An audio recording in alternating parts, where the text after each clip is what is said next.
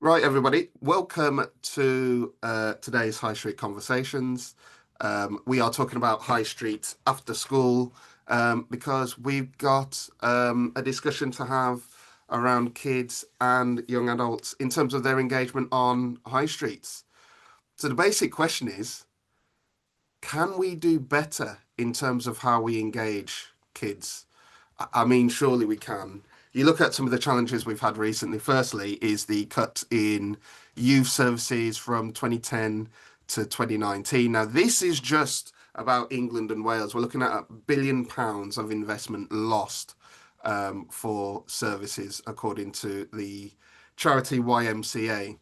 Um, that's 70% of all funding for youth services was cut in that time. So significant and deep and damaging. And unfortunately, youth clubs, as a result, were a victim of these cuts, with many of them being lost. Last year, the Institute for Fiscal Studies actually published a report looking at the long-term impacts of the loss of youth clubs. They focused on London to try and understand some of the long-term negative impacts. The capital lost about 30% of its youth clubs between 2010 and 2019 as a direct result of cuts to youth services. And what they found was, by looking at those kids most affected by the loss of those youth clubs, those who lived in close proximity to clubs that had been lost, they were able to pull out two really key findings. Firstly, in terms of education, those that had lost access to youth clubs started to perform much poorly in comparison to those that hadn't lost that access. Secondly, and really important for us in our industry, is that those kids that had a youth club within their proximity that had been shut down were 14% more likely to engage in criminal activity in the following 6 years of that closure. And that includes shoplifting. So for us, it feels like there is an impact there which concerns a lot of those who we support on high streets. So they've lost their spaces. We've seen a massive change in terms of the reduction of what's been provided from a public point of view.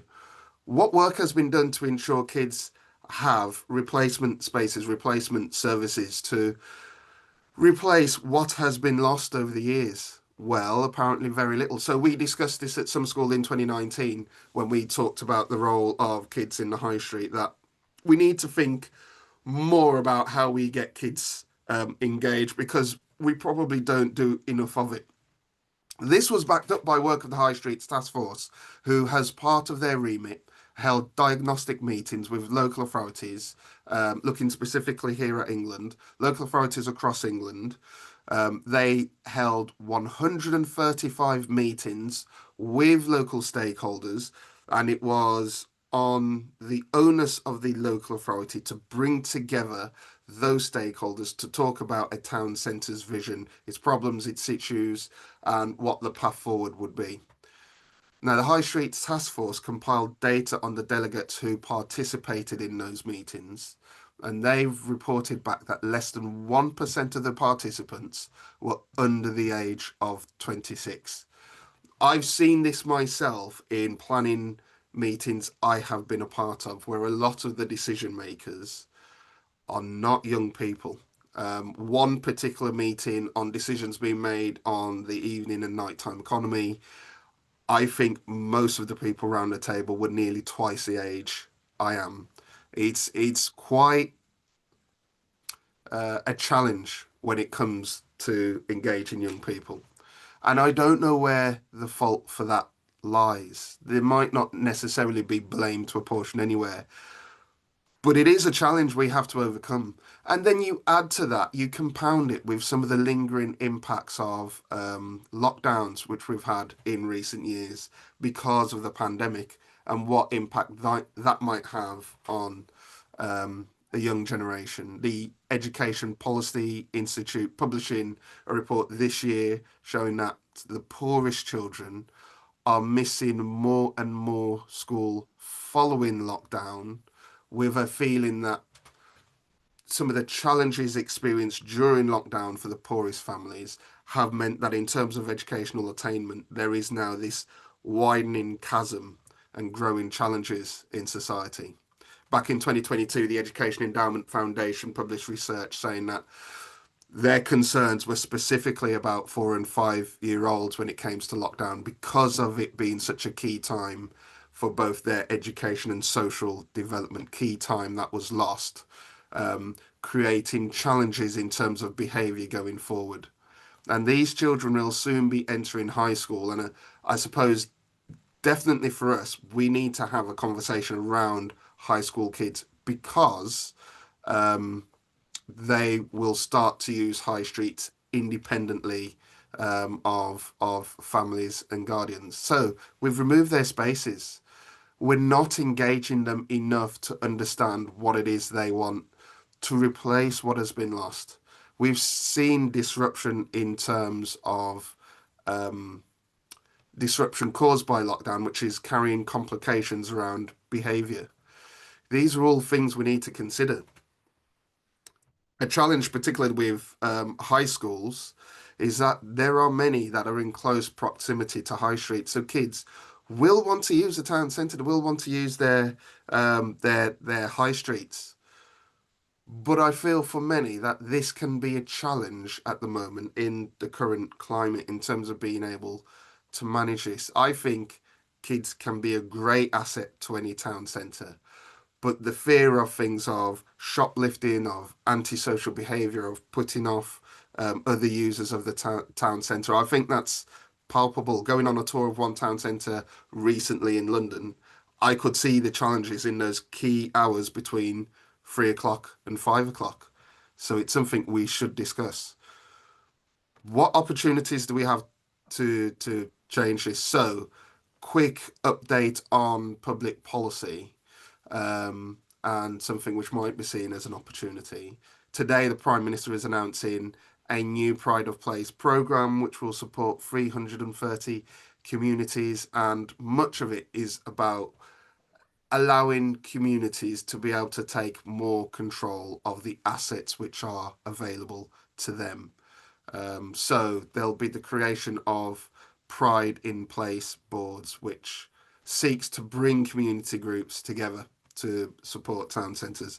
Expansion of the community right to buy, so that it's already in place, but I think provisions have been included in the English devolution and community empowerment bill to be able to expand community right to buy to make it work better. Introduction of a community compulsory purchase power, and also the power to block unwanted shops as well. For UK wide, there'll be funding to back all of this up, and we're waiting to see what this funding looks like. My assumption is that it will follow the lines of what we've had in the plan for neighbourhoods. So that's long-term funding over 10 years, sort of endowment style, and that will be UK wide. So England, Scotland, and Wales will benefit from that funded programme. Northern Ireland, I don't think necessarily the structure of the funding will be the same. Northern Ireland will get corresponding funding, and it will be down to the executive how that money is spent. And for those who are interested as well, for England, we are expecting to see within these package of measures reform to bids in England, which should include property owner bids and changes to balloting and accountability and standards as well. So we're waiting for confirmation on that. That formal announcement should be today. So, will these community-based measures help in engaging kids and young adults in high streets? Today's conversation, are the needs of kids being neglected when it comes to high streets? What impact can this have on kids when we do neglect them, on kids, on businesses, on other users of the town centre? And are those lack of services a real challenge in terms of how we engage kids longer term? How can we provide things for kids to do on high streets? How can we engage them and support businesses and other town centre users at the same time? when this is managed properly. So that's it from me. Our first speaker is Emma Behrman. So Emma, hello. Do you want to introduce yourself while I fumble around with the technology and try Yeah, and get your I'm probably slides going up? to have to ask you to press go on slides as well. I forgot that. I think you know Oh about yeah, Zoom by okay. now. Yeah, so hi, I'm Emma Behrman, and I'm so thankful to be part of today's conversation because this is our lifelong pursuit at Playful Anywhere.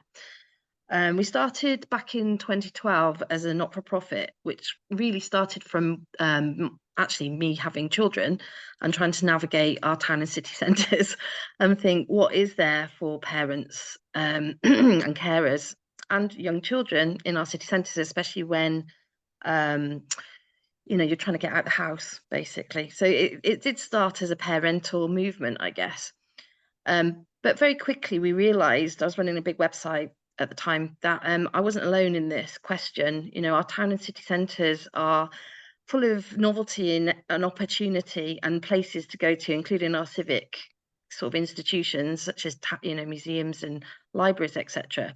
But our high streets kind of were not necessarily designed for belonging and dwell, to be fair.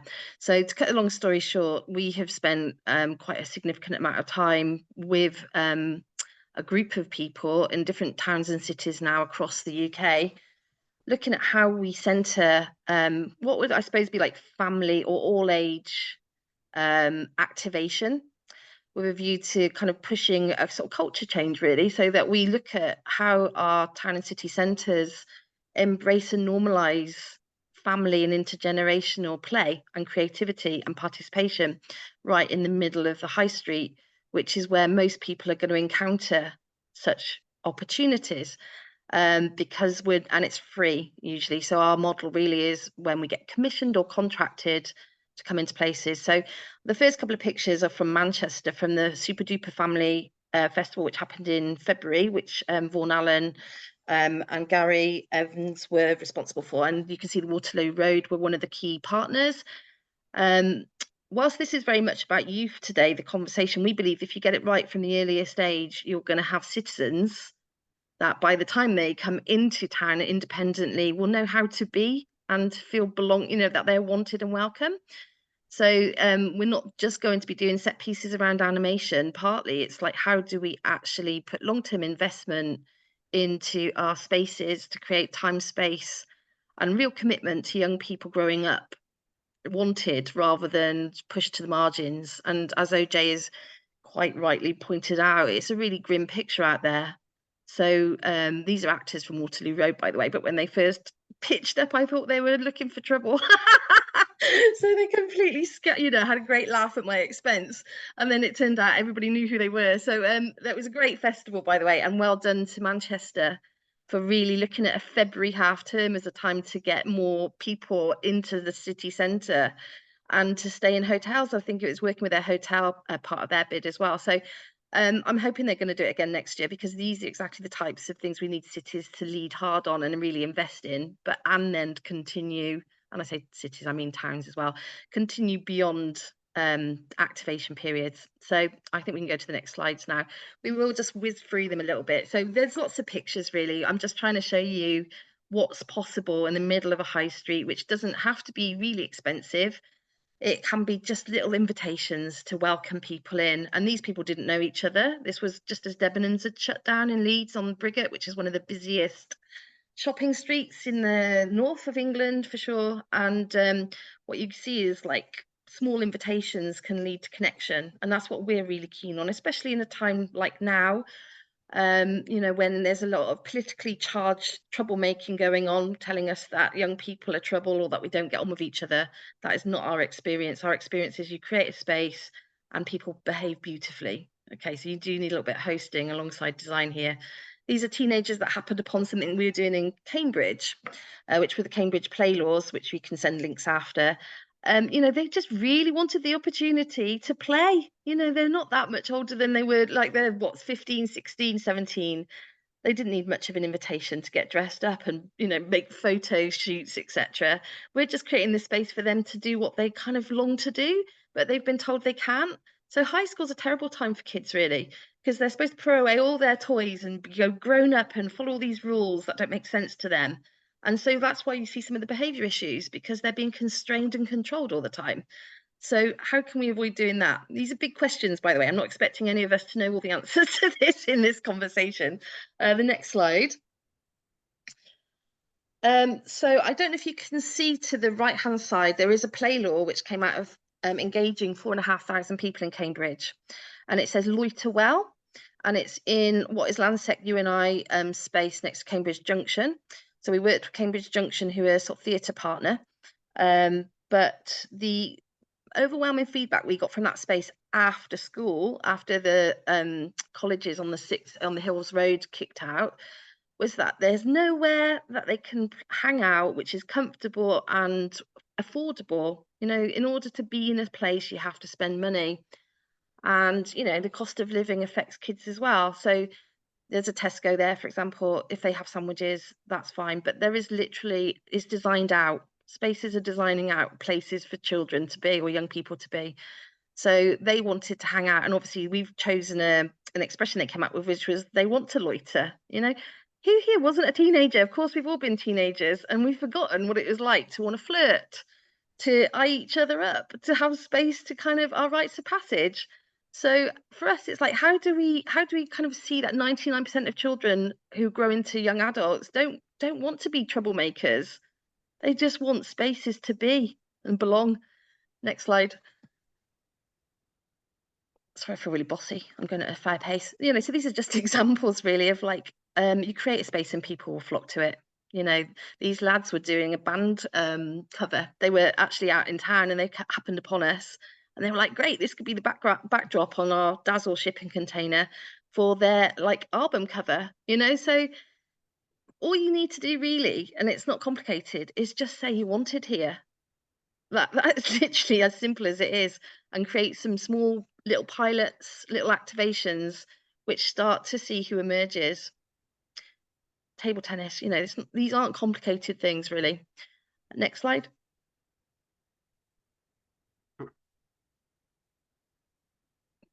There, next one. I've stuck this in because we did a thing called a Playful Information Tourist Centre in Leeds last year. And it was this idea that young people actually could be the best representatives of their town and city centres. They don't get the chance to be tour guides or to even tell you the story of what's important about their towns. So if you engage them young, you know, they are absolutely a goldmine of seeing opportunities that we might miss as adults. They see things at a different height. They've got great ideas. And, you know, if we encourage and create space for that, they could be telling like really imaginative points of view about things that we overlook. So there's lots of ways that beyond activation, you can start to actually encourage young people into things like heritage stories, into how they see the town, and make a big deal of it, make it more fun. You know, why shouldn't we have young people as our tourist guides? And you know, we live in a digital world, but actually a lot of the children aren't on digital, you know, not at this age for sure. So how are we going to kind of like look at the world through their eyes and centre them far more than we currently do? Next slide. And then we worked with the University of Leeds this year because Leeds City Council has got ahead of national legislation where something called place efficiency, which is now at a sort of all parliamentary group level, is being looked at in national law for planning. Leeds has been on this journey for about 2 years now, and it's really about how we create time, space, and support for young people to play and to grow up well. So in Leeds, that's cross-directorate, and it affects mostly neighbourhoods, but it will have, you know, from highways to planning to health. Everybody's involved in making play important in every part of their work. So it's not costly, it's an approach. Our experience is that the city centre is probably still the hardest nut to crack in terms of like thinking about how place efficiency is applied in what is typically a highly commercial, consumer-oriented space. How do we both design in like short-term and long-term visions, I suppose, for our town and city centres, which actually look at play as is important in the city centre as it is in the neighbourhoods. and where it's less busy and less transitory. So this work we've been doing with the University of Leeds is a research programme which is looking at how do we actually design inclusive, accessible year-round places. And it doesn't have to be like a big capital expense. Again, it can be looking at ginnels, grot spots to hot spots, wayfinding. Lots of different responses came out of this about why people don't even come into town, because it's really overwhelming if you've got neurodivergent children. It's expensive, parking, the usual stuff will come out of that. But also just because the wayfinding and route making is not easy, and neither is necessarily public transport. So that won't be true in every town and city, but you do get the good, the bad, and the ugly when you do these kind of research programs. And the responses should be kind of coming out, I think, a bit later this year as to how we start to think about this more systematically. Next slide. So some of that can be just like, how do we equip parents, adults, young people to look differently at where they are? So again, like field notes, little cue cards, look at your town differently, really, sort of see what the imaginative potential is. Young people who joined us over this kind of period had amazing ideas, and what we'd really like to do is see them come to life. Now, the problem you've got is, for a child, a year is a long time. For an adult, a year goes by really quickly between thought and action. So sometimes you've got to take a different approach, really, which is, how do we have some quick wins so children's ideas are realised before they've got too old, and that they start to see that journey as young people, that actually we take their ideas seriously and we involve them in planning and we involve them in the lifeblood of their town or city centre. So from idea to action would be the kind of name of this slide. And what's the next one? So this has been about us mostly, but because I sort of joined at fairly short notice, I haven't got like a plethora of great examples from around the rest of the country, but I do know of two really good ones. So in Huddersfield, there's an amazing place called Maker World, who have a youth club, and like is run by an organisation called the Children's Art School, and it's in what was an old supermarket. Now they've got like a 3-year meanwhile use occupation of that, which will be coming up to its end next spring. And they've been doing amazing work. Now their challenge is that they don't have a new place to go to. So it's this is kind of part of the struggle of this, is long-term commitment to things that we know work, that have been tested in things like meanwhile space, is being able to find either spaces that are vacant, or actually really backing what we know is good quality and that young people love hanging out in, and have devised their own programs there. So they didn't start off with like skating and photography and film skills, but that's what they want to do there. So adults have a job of stewarding young people's ideas so that they actually start to run those places themselves as well.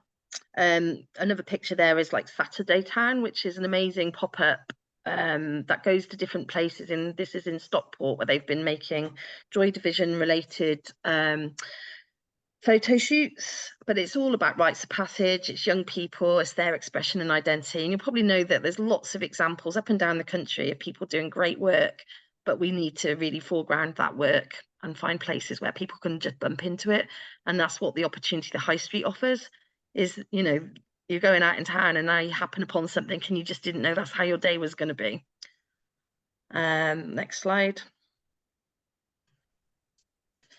Yeah, so I suppose in summary, the other thing that's kind of instrumental and interesting at the moment is that the young people will be getting the vote around about 16 now. And now there's, from the Electoral Commission, a movement towards embedding it, like voting and politics, more specifically into the curriculum. It could be a bit dry. So I think the other opportunity we've got really is to include civics and participatory practice into the curriculum when looking at politics, like things that are relatable to young people are like, what would you do with that empty shop on your high street if you have the chance to do something in it? How does it work? How does your high street work? Who owns property? How do you get a foothold so that you are a future producer, maker, creator, entrepreneur?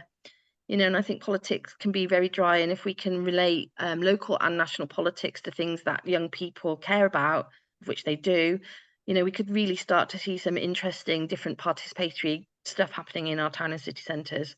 So hopefully I've given you like a lot of thought bombs there. Sorry. The end. I think I've left some sort of how you get in contact with us stuff at the end of this, but there we go. Emma, that's fab. That's great. There's so much there. Oh, so many questions. We will open up to roundtable in a second after I've brought Lisa in. But one quick question for you. I know there are some areas currently which have had challenges with tensions on high streets, protests, etc. Do you think giving over the high street more to kids, young families, having those kinds of interventions creates a space where you can just dial down the tension? It just feels like it's a much more inclusive, friendly space that can just the tension sort of melt away. Absolutely. And I think because why we do particular of high streets is that all manner of life is there. Okay. So from old to young to people from different countries, we don't all look the same as each other. They're generally great melting pots. And I think most people are united in the desire to play, actually. If they're children, definitely will lead them in. But what people will tend to tell us very quickly is like, oh, why isn't this like this all the time? Because it is so relaxing. We see people's shoulders drop within like half an hour. People who thought they were going to be there for 5 minutes are still there 3 hours later and they can't quite believe they've lost track of time. And so nobody's sitting there thinking, oh, who's that person over there? What are they doing here? We're very inclusive. And so when we set up, we always meet people who live on the streets. They come and find us and they talk to us and they tell us their stories. And we're not there to push them aside and tell them they're not welcome. Ultimately, quite a lot of people who've ended up in those situations had traumatic childhoods, actually. And so our job really is to be therapeutic. Whilst that may sound kind of, what does it sound? It's a philosophy, really, is that everybody is welcome. And so we've got to create space for that. And I think it is a philosophy, which feels like a balm. People come back day after day, even if it's temporary. So it's free. We are very low on kind of judgment. If people want to diddle on their phone, as long as they're not like completely negligent of their children or young people, then that's cool. So I think it affirms our belief that 99% of the population are actually all right as well, because that's our experience of it. It's the media which whips up division, to be quite honest, and fear. And so our experience tells us actually people just are generally quite peace loving. Yeah, yeah, agreed. That's fabulous. Guys, questions and comments for Emma in the chat box. I know, Emma, one person has asked if you could add your contact details into the chat box as well, which is great. And what I want to do is I want to hear about a case study in Canterbury. And to present that, I'm going to lean on my boss to come in and take it away. Lisa, the floor is yours. Hi everyone, I will just get my slides up and go into, hopefully you can see that okay. Go into presenter mode. Is that all right? Hang on, it's That loading? perfect. Loading. Excellent.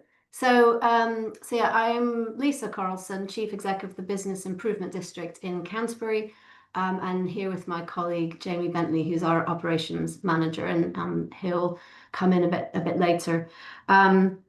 So yeah, we want to talk to you about a back to school event, a welcome back to school event we ran for teenagers in the first 2 weeks of September. I'm super excited to hear about all of that, and I've taken loads of notes. But yeah, we want to talk to you about this event, why we ran it, and what the outcome has been so far. So from the 2nd to the 12th of September, we ran an engagement event for teenagers. We had music, DJs, live bands, workshops.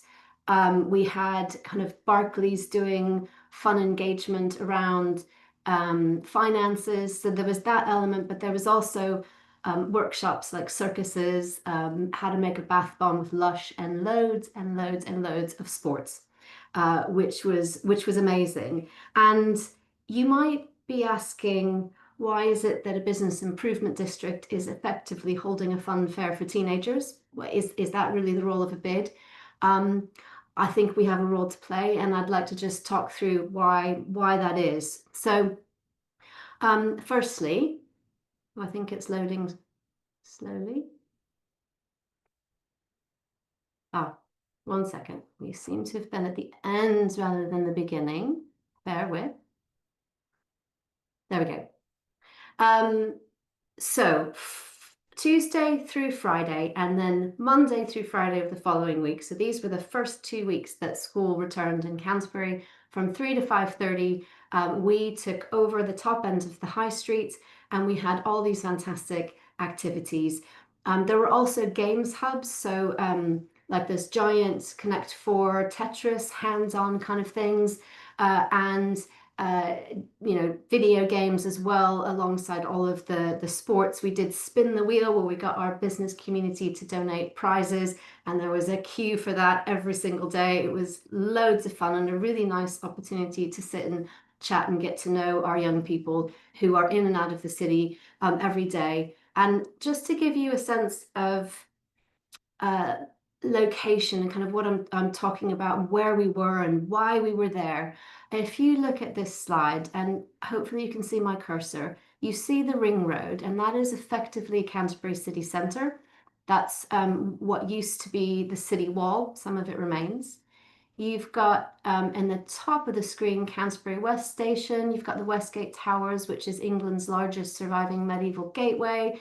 Beautiful Westgate Gardens, Canterbury Cathedral within the city walls, and kind of near where this giant pink arrow is, you've got Whitefriars Shopping Centre within the city, including a 24-hour McDonald's, but loads of shops, cafes, fast food, all sorts.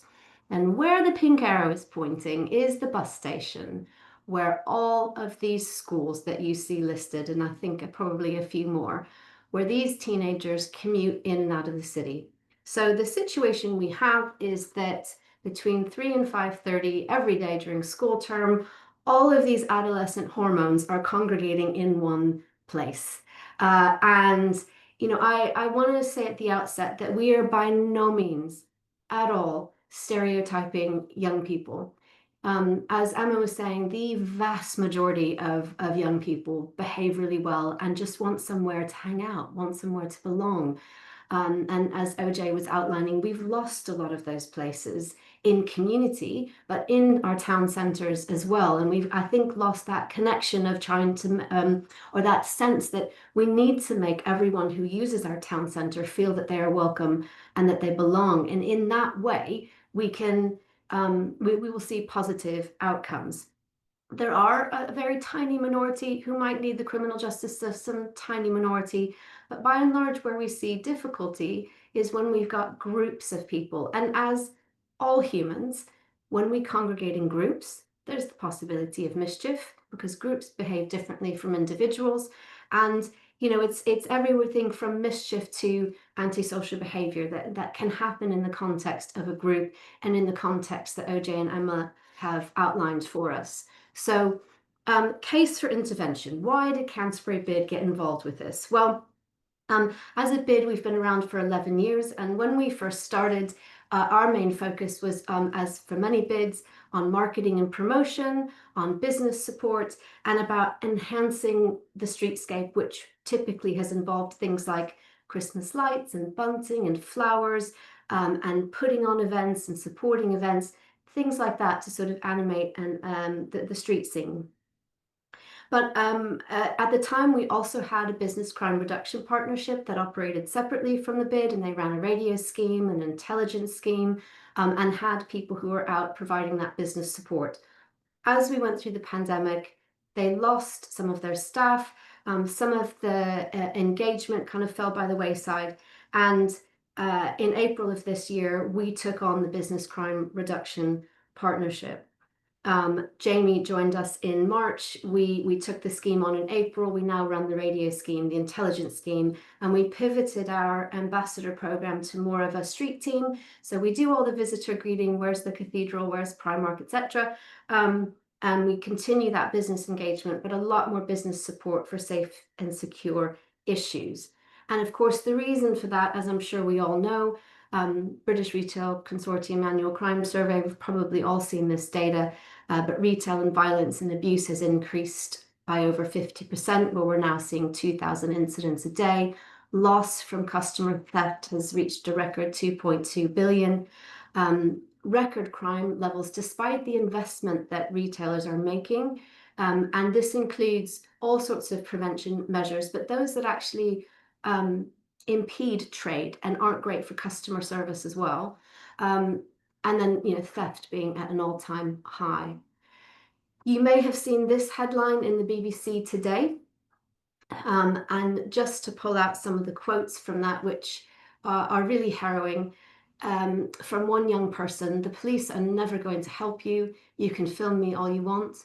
From another who had to drop out of sports because of injury, "I found that I get the same adrenaline boost from being in trouble with the police and being missing and stuff." And another who said, "I know what we're doing is wrong, but we're teenage kids. We're going to have a bit of fun. I'm sorry for most of the people we have damaged, but I have no sympathy. It's just one way of taking my anger out." And Mohammed, who's pictured, said something that similar to what we've heard in many of our roundtables that we've held with businesses. He said it's getting worse day by day. He's had death threats, and I've never had this kind of experience in my life. We're feeling so helpless. Now, I know that this is the extreme end, and I want to really hold on to what Emma was saying about how important it is to create a space where people feel they can behave positively, where they're invited to do so. But there is this element as well. And, we held from 2023 to 2025, when we took on the Business Crime Reduction Partnership, we held regular roundtables with businesses, the police, and the council. And we heard these harrowing stories of how staff were being verbally abused. And it's been a real challenge. They talk about how their staff feel vulnerable in store, abuse particularly towards female staff who aren't feeling safe coming to and from work. Now, this is not only to do with youth ASB, but that is a factor. The after school hours that we've talked about, recruitment and retention challenges, particularly trespassing, climbing, and causing damage to vacant units. You may have seen the headline that our 92,000 square foot Debenhams was set alight almost a year ago by 4 teenagers. And then, of course, members of the public were saying, "I don't feel safe coming in." And, we're talking about vulnerable elderly people who need to pick up their prescriptions, on and on and on. We're seeing all of this. And so for us, we wanted to do 2 things. We wanted to support our businesses, but I think in order to do that, we had to try and make sure our young people could feel that Canterbury is their city, that they feel a genuine sense of belonging, and that we wanted to give them this experience of positive activities. So we can kind of bring out the positive side, address their boredom and frustration, and then through these diversionary activities to try and help deter antisocial behaviour and its impacts on customers and staff and the wider community.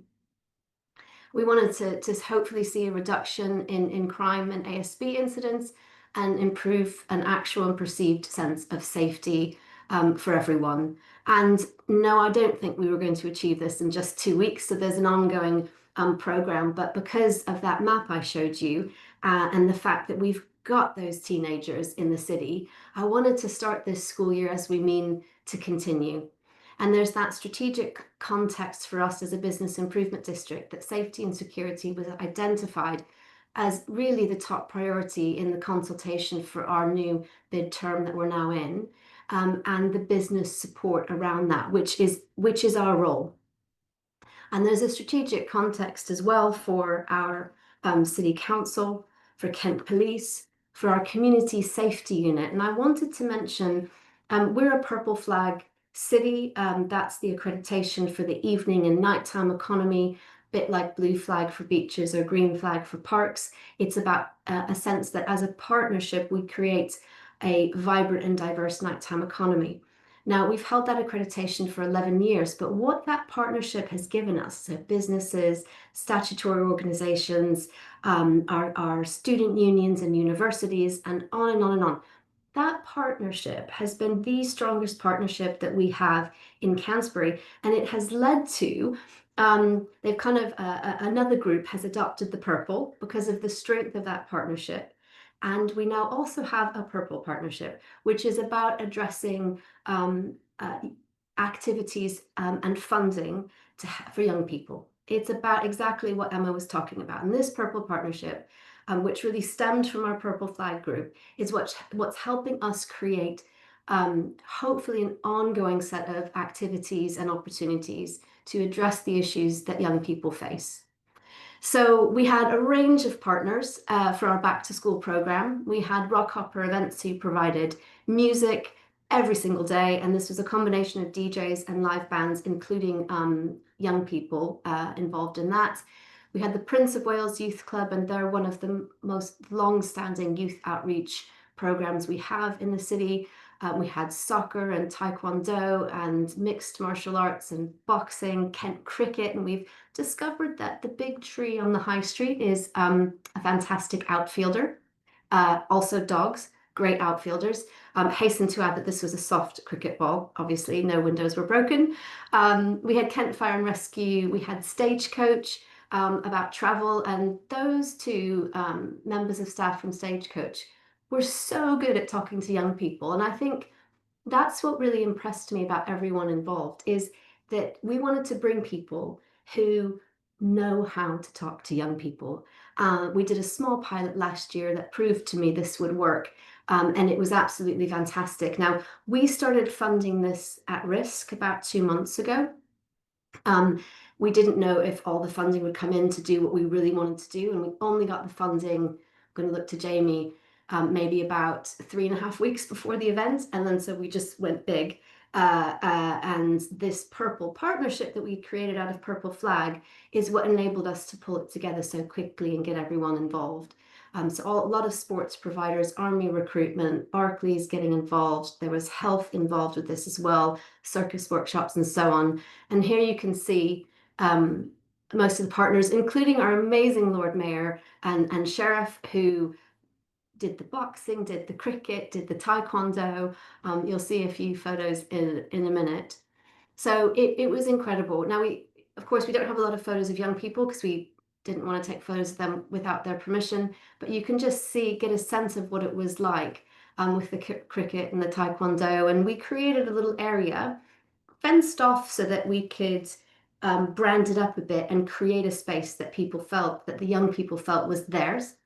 And they were invited in, and there were different activities every day. And what was extraordinary is that by the second week, the beginning of the second week, they were kind of running from the bus station down. They were expecting it to be there, which was fantastic. And a lot of our sports providers have told us that they've had a number of referrals from that, and people, young people getting involved.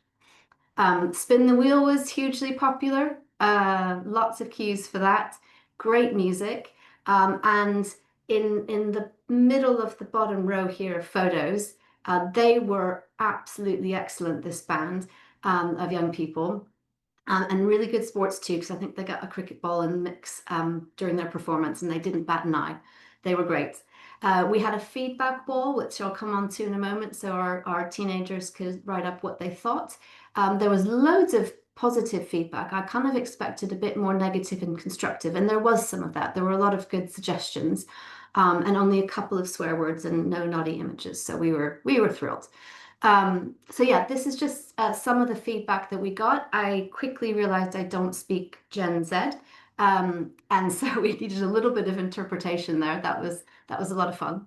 And this is just a summary of the feedback that we had from our teenagers of things that they like. They want, well, they say Canterbury is a nice place for sports and shopping. I think a lot of the more constructive and suggestive feedback is that they would like more of that experiential activity, which we are lacking a bit. They like the parks, and it's true, we do have a lot of parks and gardens. and they do seem to love coming into the city centre. They'd like to see more sports facilities, better bus travel, more places to sit, better cleaning, issues around probably rough drinking, and interesting, too many vape shops. They also talked about what they'd like to see change. They'd like more play parks. They'd like this event to carry on. More space for young people, more things for teenagers to do after school, and they've listed some of the specifics around that, and just more spaces, like Emma was saying, more spaces to hang out and to be allowed to hang out. We also are in the midst of conducting a business survey, and uh, these are the questions we are asking. Do you think this program helped make young people feel more welcome? Are there other activities you'd like to see? Did the event lead to a decrease in youth antisocial behaviour for you? What is your perception of the event? How did it impact your business? How could the event be improved? And how would you rate the event? So this is early doors. The survey will run for at least another week. But so far, there's a positive response. The people who've responded so far would like to see this event, something like it, continue. They talked about, we asked them, did it lead to a decrease in antisocial behaviour? I wouldn't necessarily expect that within just 2 weeks, but we wanted to ask the question anyway. So some have said yes, some say no or no change, but we'll see how that goes. And we'll be doing some debriefing workshops as well. And overall, how do you rate the event? And we're pleased to see that overall people have perceived it to be very positive. There were some challenges where access to power and positioning of the event and a bit of congestion outside McDonald's, so we switched things around, but we'll see what the feedback is. But I think it was a good test for how that space, where our youth gather anyway, could be used really positively to help support our young people and hopefully to help make our young people feel really welcome. So that is it from me. I will, Jamie, would you like to step in, and is there anything you'd like to add that I might have missed? Because Jamie was the one who was tasked with putting this on, and he absolutely smashed it, having only started in March and also incorporating our business crime reduction partnership. So hats off to Jamie, who made it all happen. Good morning, all. Thank you, Lisa. If I'm honest with you, I don't really know how to follow that presentation. So it sort of capped everything and caught everything that we tried to deliver. And yeah, I think just looking at it from both aspects, really engaging the young people in our high street and getting them to steer how the high street looks, as well as providing that support to our businesses. A lot of the idea behind the event did come from feedback from the businesses too, in the fact that our kids haven't got anything to do and everything else. And alongside myself and the street team, we have a lot of engagement with our youth in the high street as we patrol the busier areas, and it was something they got back from them as well. So a great event. How we'll shape it next year will be again geared by feedback. We've already got some ideas. I like to think we do it again, yeah, I think that's just going to be based on what the kids in the business got to say, really. But would it be an idea, OJ, just to open to the floor and answer questions? I think, rather than us keep. Yeah, I'm happy to open to the floor for questions, comments, if other people want to jump in terms of their experiences as well, when it comes to engaging with kids and young people. Kelly, do you want to kick us off? Shall I segue in as a neighbour to Lisa and Jamie then at Ashford? Hi everyone, I'm Kelly, just down the road at Ashford Borough Council Town Centre Regen Manager. I guess it's just to kind of highlight, and if it gives any tips to anybody else on here, what we're doing with teenagers and slightly younger as well. So if there's anything that we're doing that you want more info on, please contact. So over the summer, we recognised what we were on here talking about, and so we put some UK SPF money behind a gaming bus that went in regularly, because don't try and sort of fix them coming away from the digital gadgets, and that went down a storm and it gathered great momentum. So we funded that, and now we've got enough funding for a year to have that in every school holiday, and there's queues. Down the road is completely free, and the police attend as well to interact. We've got a great street beat team as well, who the kids know as well, so they're there but in a constructive way. And then we also tapped into the Police and Commissioners Fund, and put Pana Football. Does everyone know what Pana Football is? It's like a football cage. So we've got a great group called Uprising, and they have this cage. It's like a football cage that is put in to anywhere really, and that's proven to be great. And they've gathered very similar feedback to what Lisa was saying. We've got our music. We've got a month-long music festival, and one of the new things in there is Ashford Young DJ competition. So that's really gathering a momentum as well. And we do a thing with Screens South, and we had a festival, Crash Festival here, that was all quite digital based, and that had a great, that's what the kids want. I think also I had a work experience guy with me.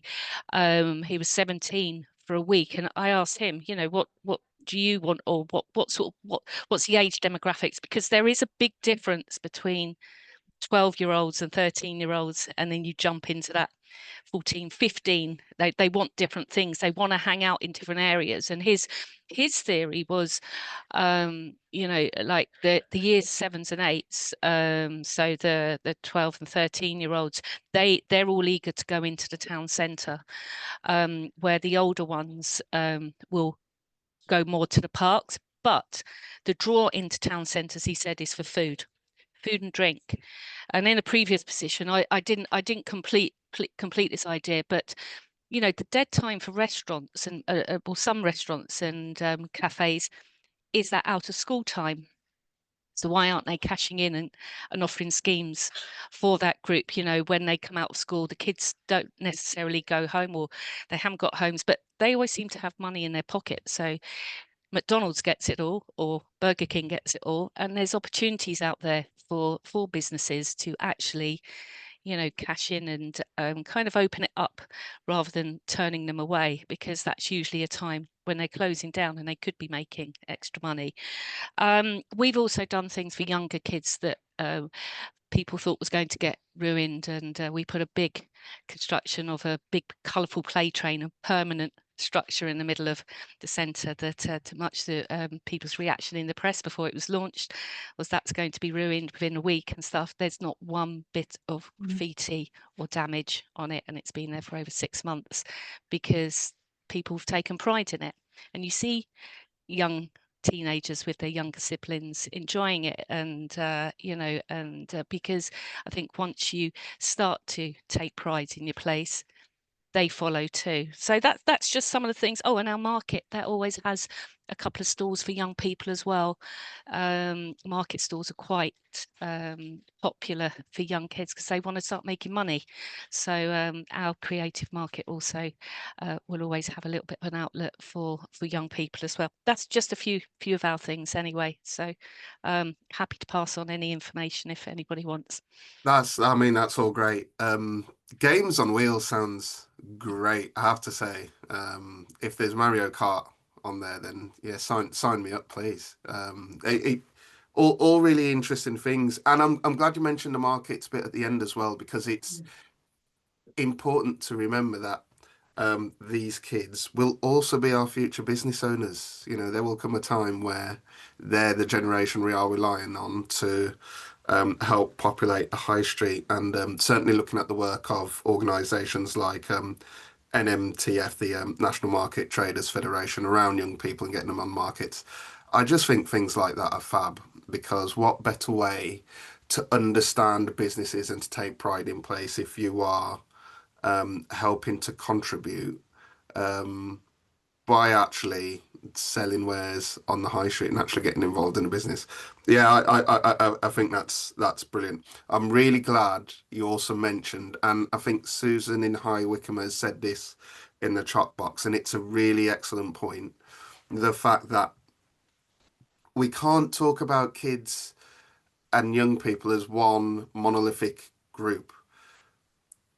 Depending on the age, because they do so much growing and so much changing in such a short space of time, what they need could be very different depending on exactly what stage of development they are at. And I think that is something we do need to take into account. And Susan, if you're still with us, actually, can I bring you in on the point of whether it is right for, say, a BID to be more involved in supporting kids and young people? Because I think it's a really interesting point.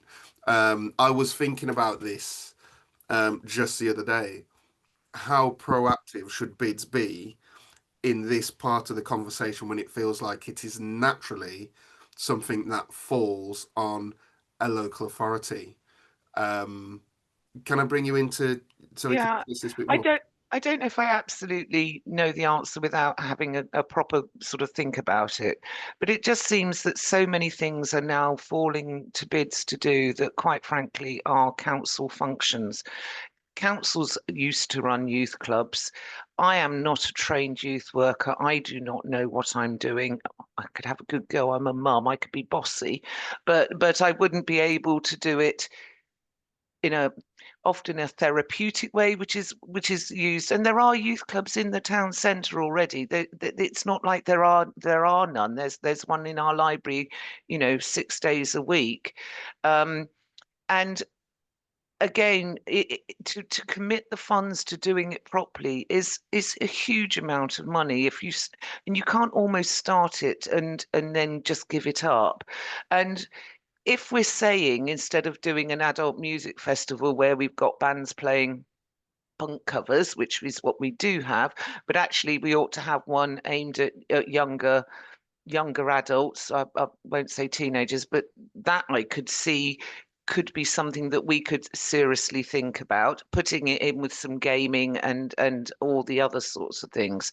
But for me to justify spending £25,000 on something like that, because that's probably what it would cost by the time I paid for the stage and the security and all the other things that the permits that the council and that will want. There's got to be some reasonable payback for those businesses in the town centre. Yeah, it's a really, really interesting point, and I don't think there's necessarily a right answer. Lisa, can I bring you in? Yeah, I think that I meant to talk a bit more about funding as well, so it kind of relates to this point. We're really open-minded about what our role might be in this going forward. What BIDs are really good at, because we're not statutory authorities with all the obligations that go along with that, we can be more agile. We can intervene. We're not quite like the private sector where they think and they act. We're kind of somewhere in between. But what happened was that there was enough of a business case for this from our businesses, 2 years worth of data gathered through these safe and secure roundtables, that I thought, okay, we've got to pull something together. And our job as a BID was to organise that. 100% not to totally fund it, because that wouldn't make sense unless it was proven that we could, in those 2 weeks, design out antisocial behaviour, which to some degree we did, but we knew that was never going to be the sole reason for doing it, that kind of business support side of it. And so it was, the funding came, the whole thing cost about 7,000 for the 2 weeks. And we borrowed a bunch of kits. So the figures that Susan was just quoting, probably nearer to that if we didn't kind of beg and borrow, etc. And have some fees waived. But vast majority of the funding came from the Home Office via Kent Police, and from the Community Safety Unit and from the Violence Reduction Unit. And we put in about £1,000 on top of that to kind of fill it in. We organised all the prizes and did, all the coordinating, and setting the event up, taking it down, and doing the business engagement around it. But what might happen, it might be that someone else leads on this event if it happens again, or on other activations. But I would see us as a partner. We'd probably still organise the business engagement side of it, or we might run it again. we don't know yet. I can see us definitely doing the business engagement. It's all of a sudden everyone thinking that one is going to keep funding it time after time after time and plugging that gap in those social services budgets, which quite frankly we know are all being taken up by adult and children's social care. And one of the points I also made in the chat is that I know who is committing most of the crime in Wickham on shoplifting and graffiti and all those sorts of things. And they're adults. They are not children. So the only reason that we would want to do something for children from a crime reduction point of view would be because it's a nice idea and it would be nice, rather than addressing a real need. And I'll come back to that point in a second, Susan. But Jamie, can I bring I'll come off the screen now. Oh, no problem. Go on, Jamie. Floor's yours. Yeah, sorry. So just in relation to quickly what Susan was just saying there, I think we do have the similar sort of theme in relation to the crimes being committed in Canterbury. Yes, the recorded data we do have does come from over 18s, and it comes from our our homeless community as well, who do the majority of the shoplifting, and that we're very similar to you on that aspect. But it was more around the high street. The way the demographic is in Canterbury is we have a real centre of activity outside McDonald's. I know that's the same in quite a few other towns and cities locally to us as well. And the idea of that event was to provide the business support in means of trying to disperse the crowds. And it's not necessarily crime that's being committed. It's more just the not antagonizing and feeling uncomfortable from both our businesses and our visitors to see a large group of people, a large group of school children who can be quite intimidating, and in a certain aspect of the city that will have knock-on effects to our business community and our business and the way the businesses act at that certain time of day. So we only held the event in that area. And yes, it did bring a lot more children down, but at the same time, we kept them in an event arena as such, which did allow a lot more following through fair. It did have a knock on ASB, and it did bring the ASB down. Some would argue maybe the crowds are still there now, and they still have ASB there now, but it was just trying to tackle it from a business support aspect. Now, our CSP, our community safety partnership, have been looking at something doing like this at the moment, and we were that was a bit more of a push for us as well, but on the back of this is actually a couple of our youth clubs are now engaging with our businesses and going into the businesses. So for example, the Prince of Wales Youth Club, who are really trying to get into the city, have a hub in the city, are now going into McDonald's on a Monday. We haven't got a start date yet, but it'll be soon, to provide an activity hub and a centre for the children between 6 and 8, which is a time that data has suggested that ASB is an increase in that area. So we have facilitated that communication platform and that awareness, and now the businesses we brought in are now going off their own back and doing their own thing. So maybe like a bit of a make friends situation as well, but that was one of the knock-on effects that we've had. But I do agree with you, a lot of the crime is adult based, but it's more the intimidation and the large group of children that's preventing our footfall heading into those busy areas of the high street is one of our aims and objectives that we try to achieve. So that's just in response to Susan's. Yeah, I mean, it's really interesting debate, and I think one of the things which complicates this as well, doesn't make it straightforward, is that with kids and young people, we're talking also about the long-term implications. And it's not always easy for us to work on, because we know a lot of our businesses are concerned about the here and now. But I learned some of this in a meeting of the South West Network, where we were hosted by Exeter, who I think are actually supported by Andrew Sharman, who's on the call with us. And we heard from a representative from the police at that meeting that some of the challenges we have with a lot of people on the high street, especially those suffering from addiction, are those who have often suffered from trauma during childhood, and there has been little to no intervention. And so by having the right kind of setup that engages kids at the right age in the right way, there is the opportunity to actually prevent people from getting these addictions later in life, depending on what type of joined up approach we have to supporting kids and young people. That's why in my slides I talked about storing up problems. Some of the lack of engagement we have now, it might not be a problem now, but in 10 years' time, we could see that in terms of higher rates of addiction, higher rates of shoplifting, etc. So there is that long-term aspect. And then I think, Susan, on the question of should bids be involved, it's a really difficult one, and it is my natural inclination is to say that in the ideal world, you wouldn't necessarily have a bid leading on a project like this. It is something which is probably better led by the public sector. You would have a bid as a partner, but the truth is there are so many services which have been eroded. And I feel like the challenge for bids is bids are just being asked to take on so much, which probably shouldn't be in their remit. And that becomes really difficult. So I think for each bid, it depends on what the payoff is for their levy payers, how important it is for their levy payers, and whether it's worth being involved. And I think what's been articulated by Canterbury, which I do think is really important, is something like this cannot be taken on by a bid and led by a bid alone. It has to be a multi-agency partnership approach whereby a bid can help to facilitate the activity that needs to be done.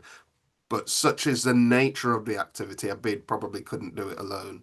And even then, you are talking about how important that specific issue is to a bid in that area. So for other areas, the work that Canterbury done, it might not necessarily be feasible to do that work in another area. But it's a fair question. It's a tricky one. And I know it's one which bids have to manage sort of all the time as issues get dropped on them. Catherine, can I bring you in Rotherham? Could you talk to us? I know Hello. you've done some great work around young people. You can continuing to do some great work around young people, as we heard at summer school. So yeah, it'd be great to hear from you on that, on challenges of engaging with young people in the neighbourhood plan, the plan for neighbourhoods, and other issues as well. Yeah, so at the ATCM Summer School, Rachel from the council did a workshop on the children's capital culture. So that's a year-long festival of events, which has been hugely popular. Majority of the events taking place in and around the town centre, and they've been fantastic and attracted a lot of footfall. However, we are still fighting that perception of crime and antisocial behaviour in the town centre, as I'm sure a lot of places are. So, as part of the plan, I'm sorry, can you hear background noise from me? Apologies if you can. Oh, we can hear you fine. We can hear a That's little bit. fine. Sorry, my husband's talking really loudly, and I'm very conscious of it. So, as part of the plan for neighbourhoods consultation, as Andrew's commented earlier on in the chat, like engaging with young people is absolutely the way forward. They are future users of our town centre, of our redevelopment, so we really need to engage with them from an early age. So part of the plan for neighbourhoods consultation, we have done dedicated youth sessions and youth workshops. And the key feedback we are getting from this consultation is not just from young people, from adults as well, is there is no provision for young people anymore. There's no youth clubs. There's nothing for them to do. As we've discussed, then that leads to antisocial behaviour. So it is a huge part, I think, of the plan for neighbourhoods. Especially for us, we are now looking at ways of bringing in something for young people to do. So yeah, this has been really useful to get that feedback from what Lisa's doing, and we're going to be looking at potential opportunities to bring in events like this. but then there's still also that thing about the perception of the safety as well in the town centre. Again, that's a huge part of the plan for neighbourhoods too. So I think they both sort of gel together, and it's something that can be, I think, they both need to be addressed, yeah, moving forward. Yeah, that's really useful. And I don't know if there's, I think one thing which sort of impressed me with the Canterbury work is putting those activities on for kids after school, and then using that exact opportunity to then engage them on, or how do you think we could shape the city centre better? Do you feel like there's opportunity to sort of bring different activities together, so maybe where kids are involved in their sort of kids capital of culture, there's that chance then to also speak to them about engagement in the plan for neighbourhoods? Yeah, definitely. I mean, the Children's Capital Culture, it's a year-long events program, but there's also a legacy following on from that we are looking to continue, which the plan for neighbourhoods funding will then feed into, carrying on that legacy of more events. But also, as part of the Children's Capital Culture, we're getting the feedback from them as well. So it's really important to engage with the young people at any events that are actually taking place, to say, is this the sort of event you like? What other events would attract you to the town centre? What doesn't? What stops you coming in? So I really think it's important to any events that we do, we consult with them at the same time, get that engagement to just keep on feeding any future events. Yeah, definitely. That's really useful. Andrew Sharman, if you're there, do you want to come on in? Because I mean, I'm talking about the long-term impact of challenges for kids at a young age, which could lead to problems later in life that we have to pick up the pieces of. I think it might be better coming from you. You're far more knowledgeable than me in this area. I don't think I am, but it's very kind of you to say, OJ. Yeah, it's just all the people that we're dealing with today on a regular basis. The people I call my frequent flyers, and all the town city centres that we're working with. They're all young people, and they fell through the net, and that's why they've ended up in the chaotic lifestyles that they have, which then has an impact on our town and city centres, has an impact on crime, has, it's just generally unpleasant. And we did a lot of work a long time ago, and I kind of feel that it's, I put in the comments that, it's still the impacts being felt from austerity, because we used to have some really good youth workers. We used to have a brilliant youth offending team that helped us work with a lot of young people, and that prevented them from taking that pathway. And what we now find ourselves with is a scenario where there's nothing there catching them, except for some of this wonderful work that's been discussed today. And the consequence of that is that, these people are going to keep offending. If we invest some time and effort now in fixing these kids and picking them up, then we will, we will prevent the career criminals of tomorrow.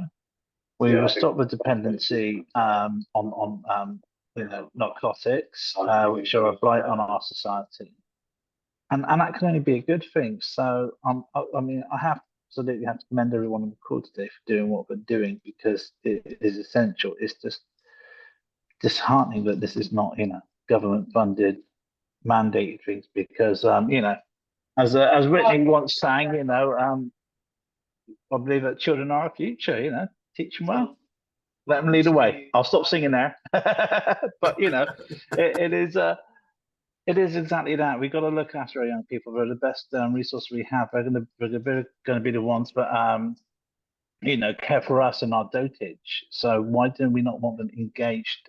Why do we not want them to feel the spaces we have are inclusive to them and their needs, and that they can develop that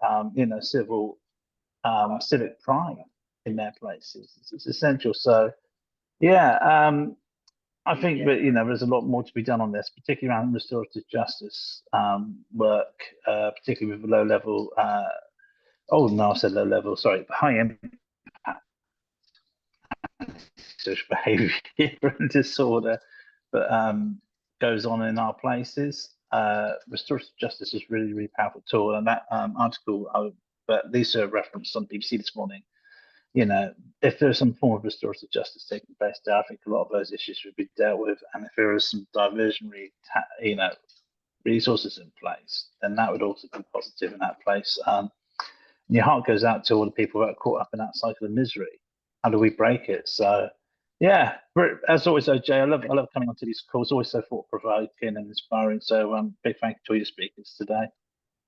Well, thanks a lot, Andrew. That's really, really useful. I think it's really powerful insight, just understanding that, we have an opportunity when we engage with kids and young people to really relieve a lot of tensions and pressures that might be coming down the line in the future. I think for me, that is a massive opportunity for us. So, any final questions and comments before I let all you wonderful people go for your Thursday? No, we all happy. Well, in that case, then, massive thank you to Lisa and Jamie in Canterbury, and also Emma as well, who joined us earlier. Really insightful conversation. We'll be looking at this in more detail, both, I'm sure, within High Street Conversations, but I think probably two big events, the Place Management Conference next year and also Summer School next year. I think this particular topic is going to come up twice because I do think it's that important, and it probably fits the themes we have planned both for the Place Management Conference and for Summer School. So we'll definitely keep the conversation going. Guys, thank you very much. I shall see you all soon. Enjoy the rest of your day. See you, everyone.